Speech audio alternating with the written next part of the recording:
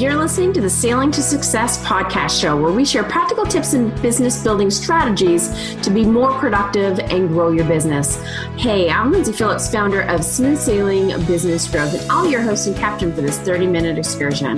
Today, I'm going to be talking with SEO expert Kris Reid of Ardor SEO. Now, Kris will be explaining what authority marketing is and what makes an authority site, the importance of quality content, and how to build your SEO with link building. And of course, he shares a ton of other great tips. So let's get started, folks.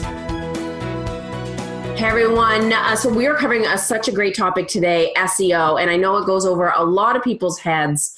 So we are talking to an expert today to get some of the great answers. Now, Kris Reid started out as a software engineer and worked for a variety of companies before he took a break from the corporate world to backpack and find his passion, which I love. I think we should all take time to do that. And he ended up developing a game and was looking for ways to promote it, which led him to learn about SEO. So he started creating tools that increase website ranking, which of course is now the basis for his company, Ardor SEO. And Ardor SEO is the ultimate multinational backlink building company that helps businesses achieve utmost success in their respectful niches by using the most innovative methods of online marketing, including search engine optimization, reputation management, search engine ranking, and link building. And one of the topics that I want to cover with Kris is about authority building and authority marketing. So excited to dive into that, both for me and for you guys. So thanks for joining me, Kris.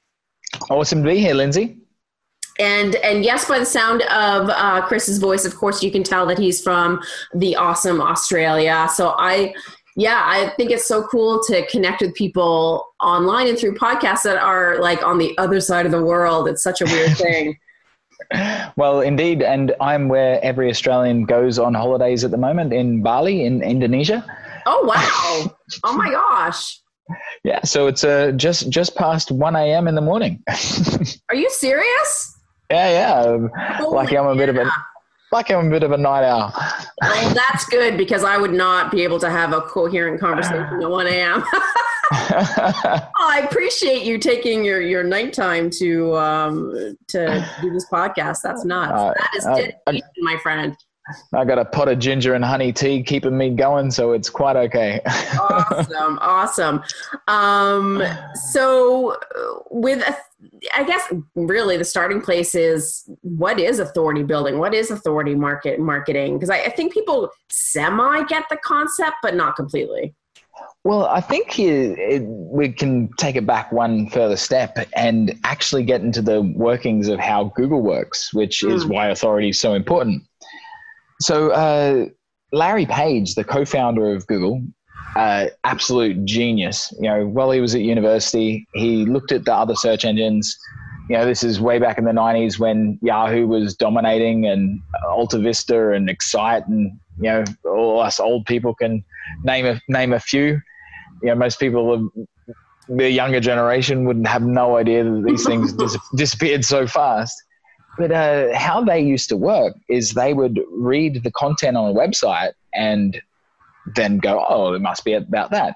So if you were a plumber in New York and you wanted to rank for plumber New York, you could just keyword stuff your website with plumber New York, and you would rank. And that just made terrible search results. And so he thought, well, how can we change that? And he realized, like, when someone does a PhD and they write a thesis, if other people doing their PhD in that niche reference that thesis, well, the first one must be the authority, right? Oh, right. And so we figured, well, that must be the same with websites. And so he did a prototype of the PageRank algorithm, and it worked great. And man, they got funding, and then they built, the initial Google. And, as history shows, it just kicked the pants off everyone else. And they all got resigned to the history books, and Google keeps being the dominant authority. That they are. Yeah, and that all comes down. Still, the main factor of Google is your domain authority. How many other credible sites are linking to you? Like, Google tries as much as it can, but if you are a chocolate maker, it can't come and taste your chocolate. It can only gauge on what other people are saying about you, right, and if other people are linking to you. And, it does get really competitive. Like, we've got a customer in Cambodia who sells really high-end cruises up the Mekong. Mm-hmm. And we noticed their rank changes like in the UK or in Cambodia. And that's also because what you're searching for, like if you're searching for a Mekong River cruise and you're in London, well, you're looking for some research generally. And so we'll notice that more like UK newspapers and travel guides will appear in the top 10, where if you're in Cambodia on the Mekong, you're looking to book a ticket. So they'll show different results, and different sites linking to those results will help build up the credibility. Like, in the UK, they're going to give a lot more authority and credibility to the BBC, where the Phnom Penh Times will have a lot more authority in Cambodia. So it gets pretty tricky. Yeah, I can imagine it would. So what makes an authority site? So basically, the more links you have to it, it's a pretty complicated algorithm.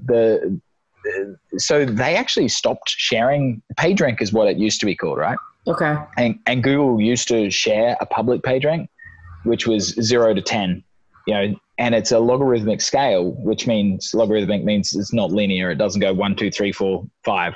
It goes it's exponentially harder to get to the next step. It's not one step up.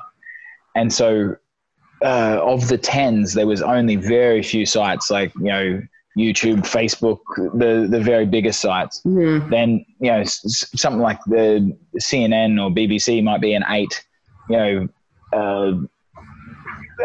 like a big department store might be a 6, and anything that was even a 4 would be like really super high page rank. But then Google got rid of showing that publicly. Oh, okay. Because people would kind of try and manipulate it, right? They go, okay, I want to link from this site because it's got high page rank, and they thought, people are going to game the system some more, and so they have hidden it. But now there's lots of tools that other people use, like Majestic SEO, Ahrefs, Moz. And so these tools are basically like little versions of Google. Mm-hmm. They don't have the billions of dollars. So they're not as powerful as Google, but they try and analyze the internet, see who's linking to who. Mm-hmm. And so you can kind of reverse engineer to see why your competitors are ranking, and what you need to do to beat them. So that I can, dumb it down for lack of better terms.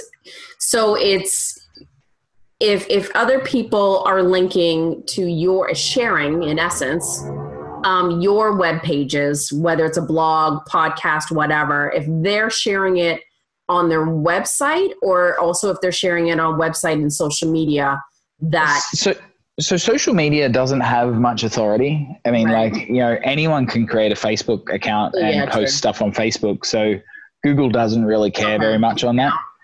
Yeah. I mean, that's good for getting visitors, because, people see it. And if someone shows it to their friends, and there's a good chance that they're going to come along and they're going to actually take notice of the content. If someone says they bought these shoes and they love them, well, if you're in the market for some shoes, then you're going to trust your friend's advice.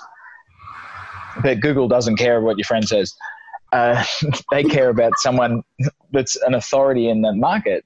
So, if you were a shoe shop and some big clothing reporter makes a nice post about you, mm-hmm. and goes, Sally's got the best shoes in town, and then a link to your website, that's going to have a lot more credibility.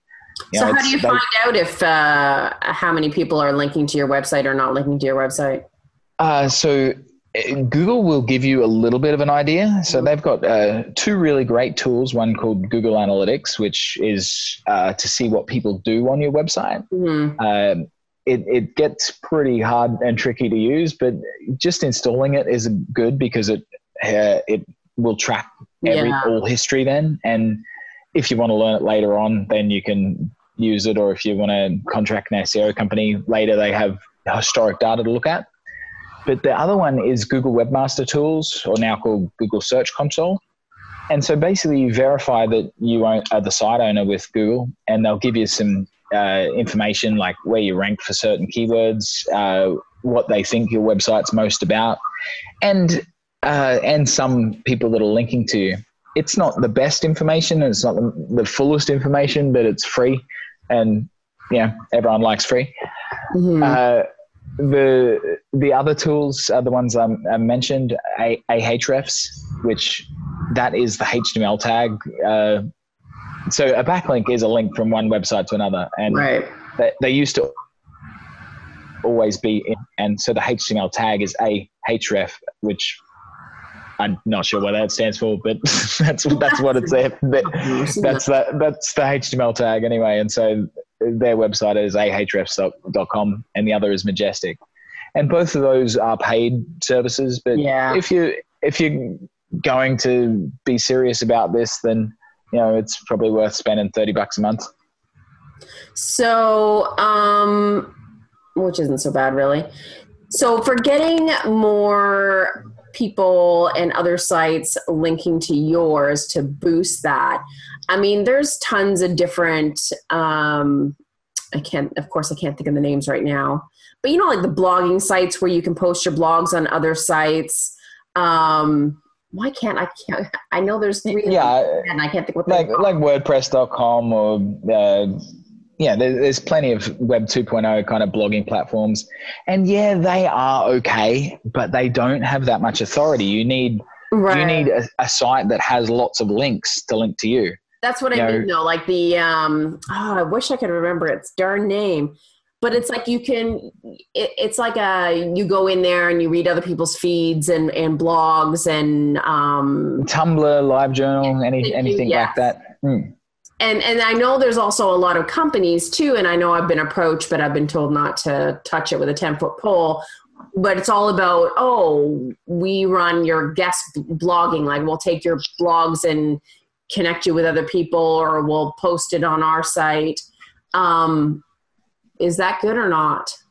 Well, link building. So link building is what drives websites. The person that had all things being equal, the person that has the most links wins.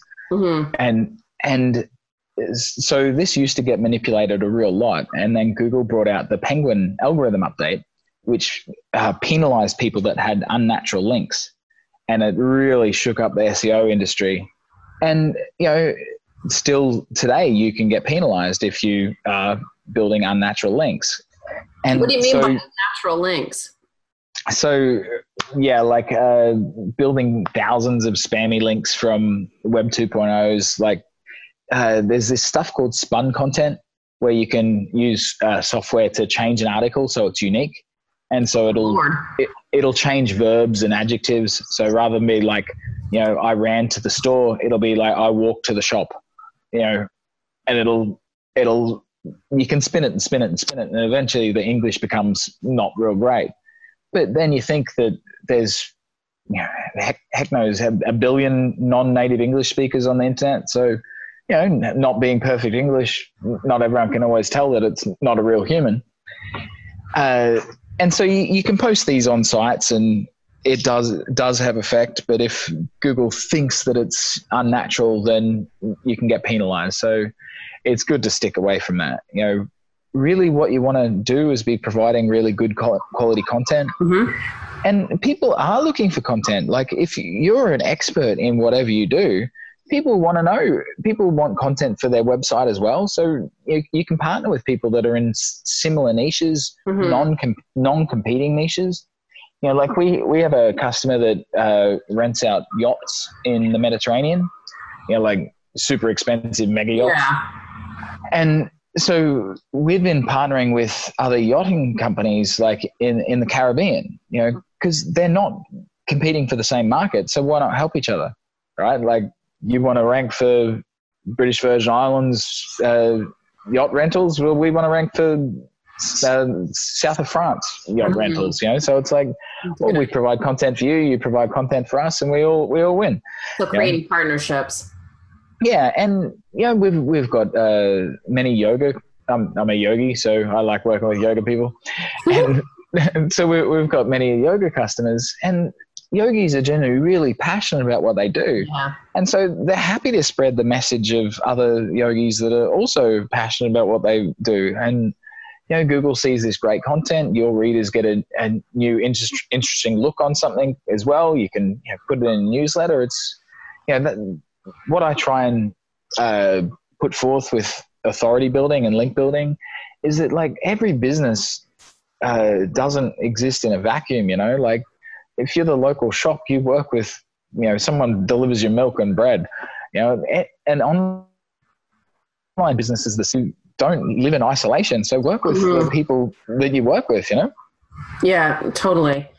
So I can only assume then that podcasting helps, because you're sharing people's links and your content, show notes. There's always resources at the bottom and stuff like that.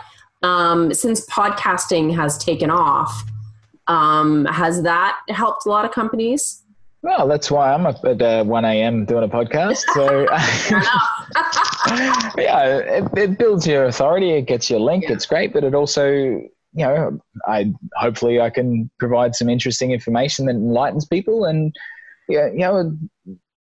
I'm talking about what I like talking about. Yeah, that's what I do every day. So it's not hard anyway. Yeah. Yeah, exactly. So, I think it's a great way for people to build their reputation and help the world.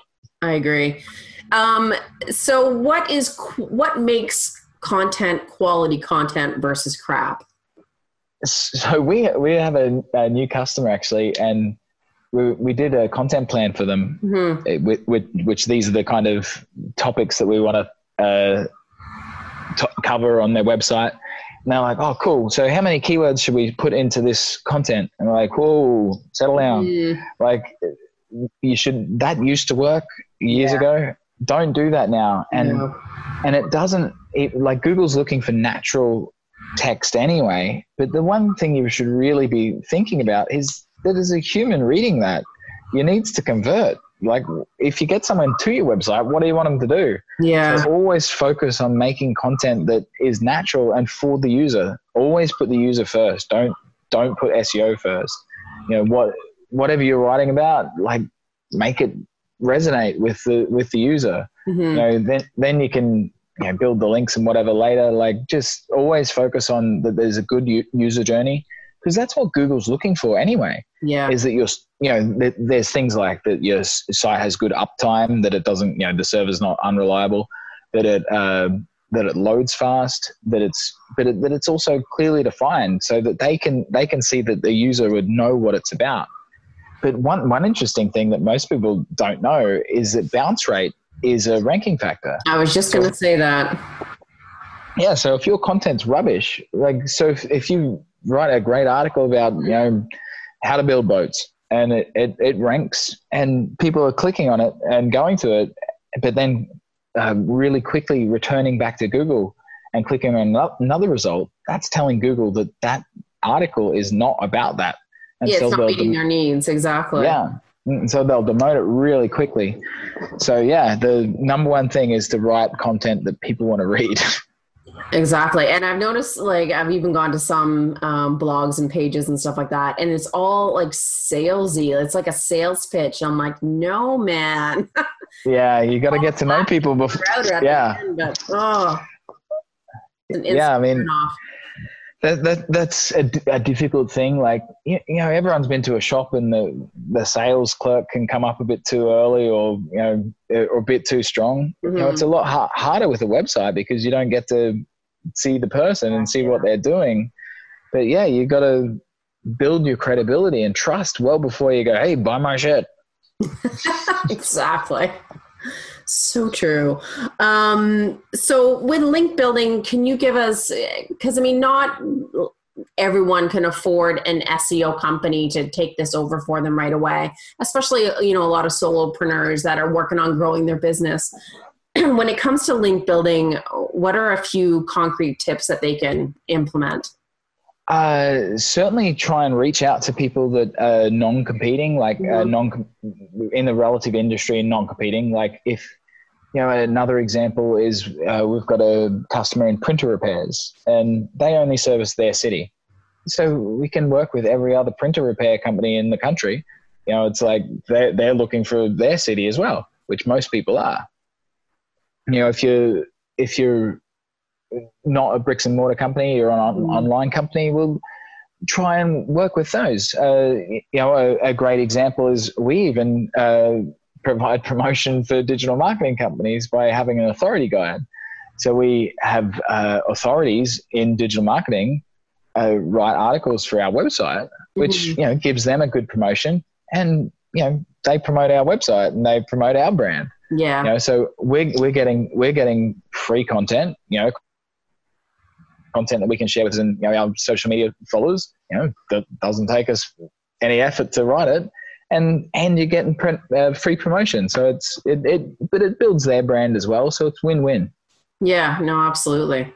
Now, when it comes to authority marketing, what are some of the things that people are doing that are so wrong? And it's like the things not to do, right? We all love that. Learn from other people's mistakes. Well, I mean, the things to not do are things that can get you penalized, which, you know, as we already covered, a bit of bad link building. Yeah. But other than that, it's the more powerful the website, the better to get a link from. But it can take a lot to get those. I mean, you know, I've been on quite a lot of podcasts. I was on a Mixergy at the start of the year, which is a huge business podcast. Mm-hmm. But you can't start out with being on the top one. You know, you need to work around and build your reputation. So, like, you know, even speaking about being on podcasts, like my PA that schedules podcasts, she always gets testimonials from other podcasters, you know, that we provide good content, and you know, I'm a good guest, and you know, we also promote the show so that it's good for the podcaster. And then we have a nice little PDF to say, hey, look what a good visitor Kris is, you know, like have him on your show. And so if you can start off with a smaller reputation, you know, provide someone with some great content for their website, you know, if you're selling dresses, you know, how to pick this summer's greatest fashions or whatever the heck that some fashion blog might really like to have on their website. They get free content, builds your authority, get a testimonial from them, move up to the next fashion site that's a bit bigger, you know? Yeah, that makes sense. And kind of what you hinted at to me anyways is having realistic expectations. Like it's a long game. It's not going to happen overnight. I know I had a client and I was, you know, doing his blogs and SEOing it and so on. And he's just right away, it's like, well, that whole expectation of, well, what is my ranking now? And like after like a month, and, you know, do I have a direct sale from that blog? It's people kind of have different expectations of even content marketing in general and SEO. How would you respond to some of those kind of people? Oh yeah, for sure. It's a long game. Like content marketing is the long game, but if you're selling a higher end product too, it's really necessary. Like if you're selling a $5 widget, you know, you can use Google AdWords and get instant traffic now. You know, it's like buy my widget. Cool. No worries. It's $5. Who cares? But if you're selling a $5,000 consultancy package, you know, a Google AdWords ad, you know, might cost you $20 per click. People aren't going to buy from the click. You know, you need to be providing content and they need to know you and your brand. And so the more times they see you around on the internet or hear from you somewhere, they go, oh yeah, that's that guy that I heard before. That cool Australian dude. You know, what a great accent. Yeah. So yeah, it really depends on what your niche is. You know, if you are a plumber in New York, then content marketing is probably not the best solution. I mean, you know, maybe if you're selling high-end bathroom installs, then it is. But if you're doing emergency toilet repairs, it's not, because, you know, no one wants to check out their Facebook page to look at, you know, pictures of broken toilets. So yeah, you gotta fit whatever you're doing. Yeah. And and I mean, with anything, with a content marketing strategy and SEO strategy, it's like it even takes time to build that strategy and then tweak it and testing and all that kind of good stuff. So yeah, I just want people to understand that, you know, it's not an overnight results kind of a thing. So if you are looking for like instant gratification, so we had a customer, a pretty new customer that came to us. Mm-hmm. And so they had a decent budget. They wanted to launch a new website, not their main website. Mm-hmm. And we just started getting the plan together. And then they're like, oh no, we better focus on our existing website. Let's stick there. And we're, okay, we need to drop the budget because, you know, we're a bit tight on cash. Mm-hmm. And I went, well, you guys, you clearly need some revenue coming in now. So I suggested let's do AdWords rather than, so it's called SEM is another word for it, search engine marketing versus search engine optimization. And so I asked them, like, well, how many customers do you need to afford this SEO package? Because we already had put the plan out and you know, a 6-month strategy and went, well, changing it's a pain in the ass. And if you drop the budget, it's going to take so long to get your website into good shape before we start the link building and the content that it's going to be ages before you got a positive return on that. So we wanted to get them customers now. So we set up an AdWords campaign, which brings them in customers straight away. And then they can increase the budget on the AdWords campaign, get some more customers, keep increasing the budget until you're making enough that you can turn the SEO on. And the reason why we go that way is like, SEM is great because, you know, you spend $1,000, you get traffic right now. Yeah. But the problem is you stop spending that $1,000, you stop getting where, you know, you imagine like, SEM, you spend $1,000 and you get 10 points of traffic, you know, where SEO, you get 2 points, you know, and then the next month you get 4 points and then 6 points and then 8 points and then 10 and then 12 and then 14. And it just keeps compounding and gets bigger and bigger. So it'll take a little while before it gets you the same results as SEM, but then each month it compounds and gets bigger and bigger and bigger. So it's a long-term investment, but it's by far the better investment. No, I agree. And it feeds upon itself and it can only improve. But yeah, you can't dabble in it and then get out and then wonder why it didn't work. Yeah, for sure. It's a lot of work, but yeah, as you're saying, like the more your brand gets established, like people trust you and they see you around the place and they go, cool, because it takes a long time to make a brand, which is why people trust brands, you know? That's huge. Absolutely. And it's like with a client of ours recently, we wanted to rank for a specific keyword for his niche. So like we did some campaigns and some articles and, you know, backlinks. And so we had a specific strategy and a specific plan and it worked. And he went up like a ton on the ranking. So and for that instance, it was actually like a couple of months, which actually wasn't bad. But it was so cool just to see the results from, you know, that one campaign. It was really neat. Yeah, it's really cool. And I just want to also talk about brands a little bit more. Like as it builds in with authority, like, you know, Google does trust big brands. Like they're much more, like if you're a bookshop, they're much more likely to show an Amazon book in the search results than a local bookshop. And the reason is because they don't know that they can trust you. They're looking to get a good user experience. You know, like a better example is probably like say chocolate. If you were a chocolatier and you had some, you know, you might make the most amazing chocolate in the world, but Google can't test that. Where like Nestle, they know that they make okay chocolate. You know, they're big and they've been around for a long time. Yeah, and the user's going to get an okay experience where it's better than sending them to someone that Google's unsure of, where they could either have an amazing experience or amazingly terrible experience. So, you know, that's why you need to build your brand and the credibility so that Google can trust that the end user is, you know, going to have a good user experience. Yeah, that's so key. And it's, again, it all wraps around with the whole content marketing and always putting good content out there and being consistent with it, being consistent with social media. It's like, it's all part and parcel, right? It all kind of ties in together. Yeah, 100%. And you should be passionate about what you do. Hopefully that's why you started your business or are doing what you do, because you love it. And so get out there and talk about it. Like when you're at a barbecue and someone asks you what you do, generally people that love what they do, blah, blah, blah, blah, blah, you can't shut them up. So get out there and talk about what you do. And I think entrepreneurs too, though, they're good at what they do and they're passionate about what they do. But when it comes to SEO and content marketing and Google Analytics and all that stuff, they're just like, they hit a wall. They're like, I have no freaking clue. And they just feel stuck.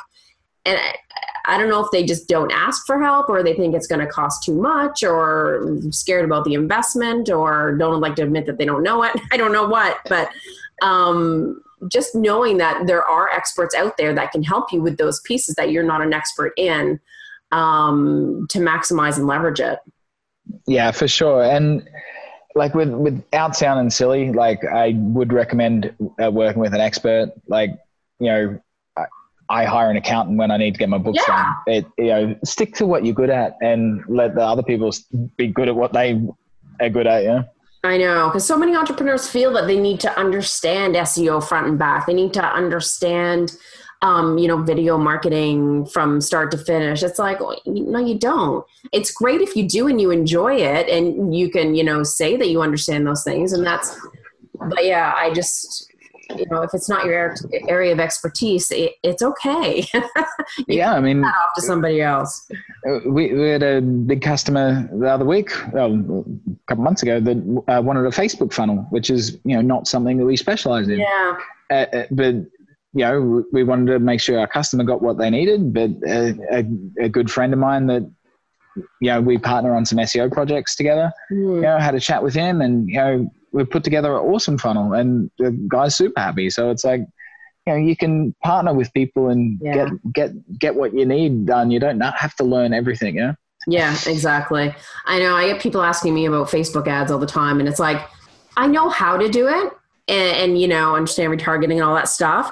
I don't want to do it for starters. Yeah. And it's a whole, it's its own beast. I would rather leave that to an expert that I partner with.